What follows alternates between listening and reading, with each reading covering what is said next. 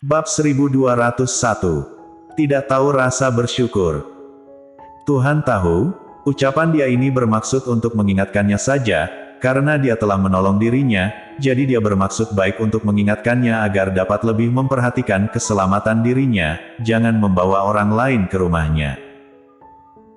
Namun dia tidak menjelaskannya secara jelas, sehingga setelah Stephanie Jiang mendengar ucapan ini, hatinya menjadi merasa tidak nyaman, wajahnya yang awalnya masih ada sedikit senyuman, sekarang berubah menjadi dingin, dan menatap Arthur Xiao. Tuan Xiao, ucapanmu ini maksudnya mengatakan aku terlalu ikut campur. Arthur Xiao tercengang, kemudian mendengar dia berkata, karena aku terlalu ikut campur dan membawamu ke rumahku, membuat kamu harus berhutang budi padaku, sehingga kamu merasa tidak senang. Stephanie Jiang dengan kesal menatap Arthur Xiao. Ternyata pria itu adalah babi. Terutama pria yang putus cinta. Jika sejak awal tahu dia akan seperti ini, Stephanie Jiang seharusnya tidak membawanya pulang. Arthur Xiao, aku tidak bermaksud seperti itu. Stephanie Jiang kesal, kamu tidak bermaksud seperti itu, jadi apa maksudmu? Bukankah tadi kamu berkata, di waktu yang akan datang, jika menemui masalah seperti ini lebih baik mengabaikannya saja? Benar. Arthur Xiao mengangguk, ekspresi dan nada bicaranya terlihat tidak berdaya, ucapan ini memang aku yang mengatakannya. Tetapi, maksudku adalah, selain masalah hari ini, di waktu yang akan datang jika menemui hal seperti ini lagi, lebih baik abaikan saja. Kenapa? Stephanie Jiang tetap sangat kesal, saat ini otaknya masih belum mengerti. Arthur Xiao. Wanita ini ternyata memiliki masa di mana dia menjadi bodoh. Karena dia berhutang budi padanya, dan saat ini berada di rumahnya, jadi Arthur Xiao merasa dia tetap harus dengan sabar menjelaskannya meskipun kepalanya sudah sakit, bagaimana jika bertemu dengan orang jahat.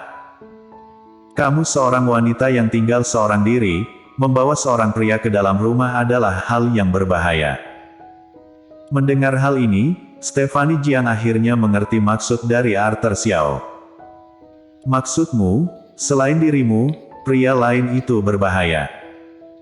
Arthur Xiao, maksudku, pria asing sangat berbahaya, termasuk diriku, juga sangat berbahaya. Jadi di waktu yang akan datang, jika menemui hal seperti ini lagi, lebih baik kamu lebih berhati-hati.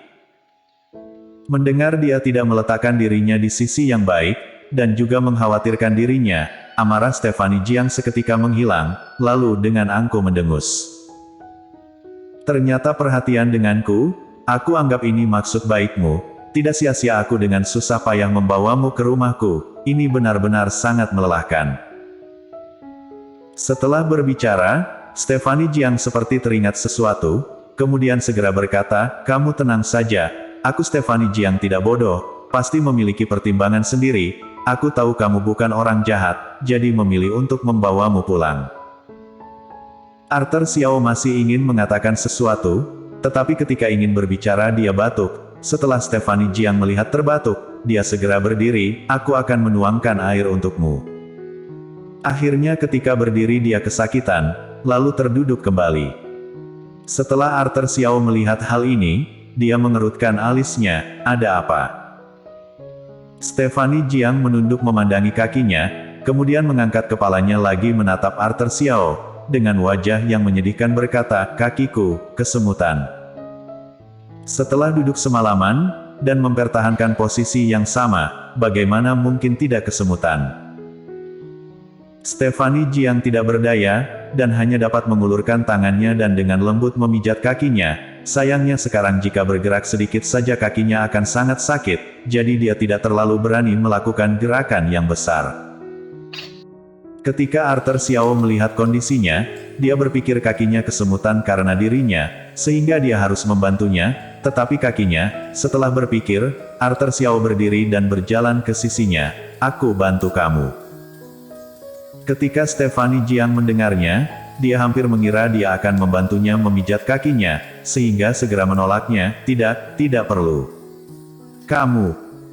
Sebelum ucapannya selesai, sekujur tubuhnya sudah digendong oleh Arthur Xiao, Stephanie Jiang menatapnya dengan terkejut, kemudian dia segera menarik pakaiannya, dan melebarkan matanya. Apa yang kamu lakukan? Arthur Xiao menatapnya dengan datar, tidak mengatakan apapun, hanya memindahkan Stephanie Jiang ke atas sofa, lalu dengan suara yang pelan berkata, kamu ini mempertahankan satu posisi dalam waktu yang lama, sehingga aliran darahmu tidak lancar dan mengakibatkan kesemutan, kamu turunkan kakimu perlahan-lahan. Awalnya Stephanie Jiang ingin memarahinya, tetapi ketika mendengar suara Arthur Xiao terdengar serak karena efek alkohol tadi malam dan baru bangun tidur, suaranya menjadi terdengar berat, dan membuat orang lain merasa aman, sehingga Stephanie Jiang melakukan seperti yang dikatakan oleh Arthur Xiao. Beberapa saat kemudian, Stephanie Jiang baru merasa kakinya tidak begitu kesemutan dan sakit lagi. Dia melirik ke Arthur Xiao yang berada di samping. Tadi kamu menggendongku tanpa izin dariku. Arthur Xiao, maaf, aku tidak sengaja. Kamu memanfaatkanku, kamu harus menuruti satu permintaanku. Arthur Xiao, baiklah. Meskipun Stephanie Jiang tidak tahu apa yang dapat dilakukan oleh Arthur Xiao, namun orang yang tidak ingin rugi seperti Stephanie Jiang ini, akan terlebih dahulu membuatnya berhutang budi pada dirinya, karena siapa tahu suatu saat nanti benar-benar akan berguna. Hihihi. Namun sayangnya Arthur Xiao tidak tahu, ternyata dirinya diingat olehnya. Dan mungkin dia tidak tahu, karena hubungan mereka berdua, di waktu yang akan datang akan saling terikat dengan wanita licik di depannya ini, ada paun pada akhirnya. Tentu saja, itu dibicarakan di waktu yang akan datang saja. Waktu berjalan dengan sangat cepat, 1 tahun terdapat 365 hari, 1 hari terdapat 24 jam, dan 1 jam terdapat 60 menit. Terlihat sangat banyak, tetapi waktu berlalu tanpa menunggu orang.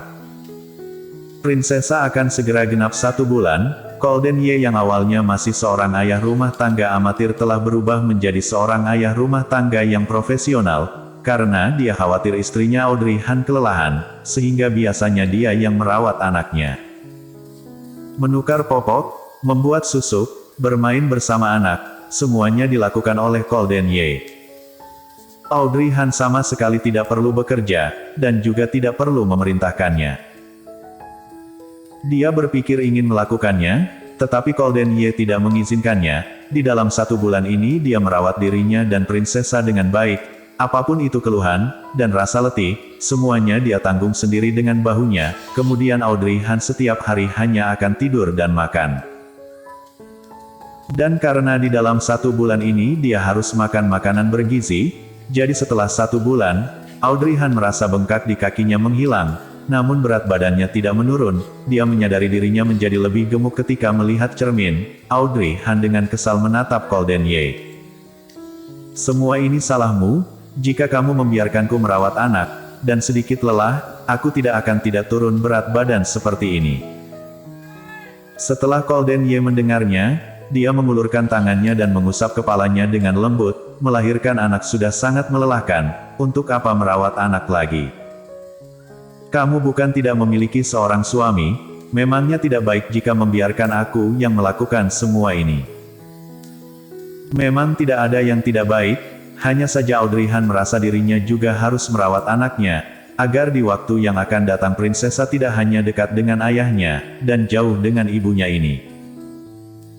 Sebenarnya meskipun berat badan Audrey Han lebih berat dari sebelumnya, tetapi sebelumnya dia mengkhawatirkan banyak hal, sehingga sangat kurus, jadi setelah sekarang sedikit lebih gemuk, dia tetapi terlihat cantik. Namun Audrey Han tetap memutuskan untuk mendaftar kelas olahraga beberapa hari lagi, kemudian membentuk tubuhnya kembali. Audrey Han ingin merawat anaknya, Gita merasa sangat iri ketika mengetahui hal ini. Audrey, kamu benar-benar tidak tahu rasa bersyukur. Apakah kamu tahu berapa banyak pria yang tidak membantu merawat anak? Ini juga merupakan salah satu alasan ibu hamil mengalami stres. Bersambung.